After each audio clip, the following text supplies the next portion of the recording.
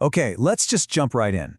We all know those seasons of life, right? The ones that feel impossibly lonely, where it seems like every support system has just crumbled away and you are completely on your own. But what if that feeling, that profound isolation of having no one but God, isn't actually abandonment?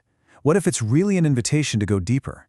Today, we're going to explore how these exact moments of solitude can become the most transformative times of our entire lives. This quote right here, it really reframes the whole thing, doesn't it? It suggests that this isn't just loneliness, it's what you might call sacred ground. Just imagine for a second, a place where all the things we normally lean on, people's approval, financial stability, our own comfort, they just lose their power. That's the space where we can finally, maybe for the first time, discover what it feels like to depend on the only thing that is truly constant. But before we get to the purpose in all this, we have to be real about the pain. This kind of solitude, it hurts. It really feels like a crisis, a deep, profound emptiness that can feel totally overwhelming. I wonder if these questions hit home for you. It's that feeling that nobody really sees the struggle behind your smile, right?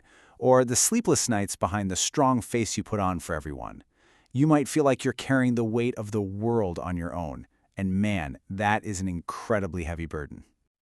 It's often the silence that's the hardest part. When all the noise and all the distractions of life are stripped away, you're just left alone. Alone with your thoughts, your fears, your weaknesses. And that can be a really painful confrontation, but as we're about to see, it's also exactly where the real work begins. So, what if we've been looking at this whole thing the wrong way? Here's the core idea we're digging into. This season of isolation isn't some kind of punishment. It is a purposeful, sacred preparation. You are not being abandoned. You are being refined for whatever is coming next. And hey, if you feel like you're the only one who's ever been through this, you are in some incredible company. This is a pattern, a powerful one. Look at this list. Some of the most significant figures in history were forged in solitude. Abraham left everything he knew. Joseph was betrayed and forgotten in a prison. Moses, a fugitive for 40 years. For them, this wasn't a detour from their path. This was the path.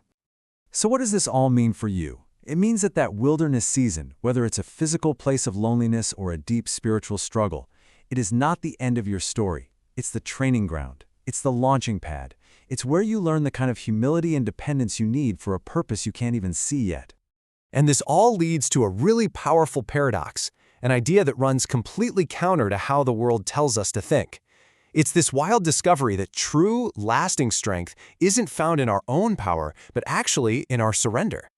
Just think about the difference for a second. On one hand, you have human strength. That's willpower, right? The voice that tells us to hide our weaknesses and just push through.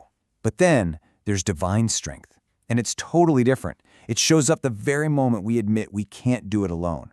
It's this gentle yet completely unshakable power that holds us up when our own strength is long gone. This verse right here, this is the key.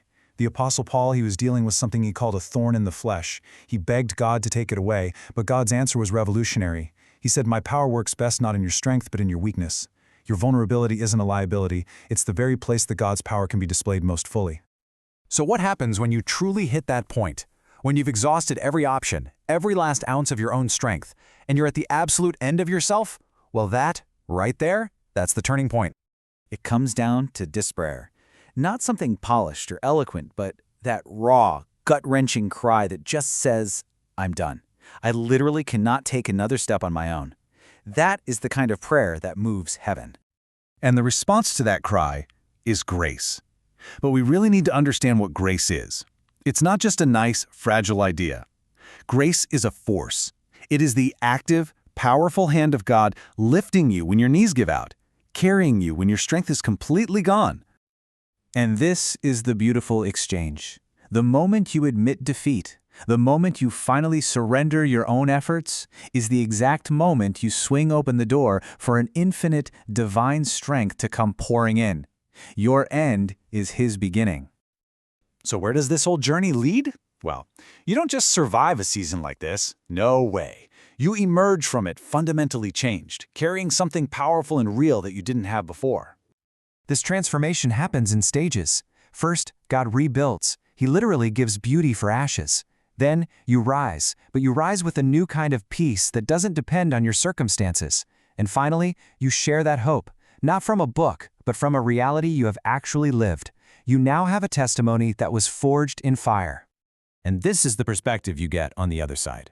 You look back on that lonely, painful season, not with bitterness, but with this profound sense of gratitude.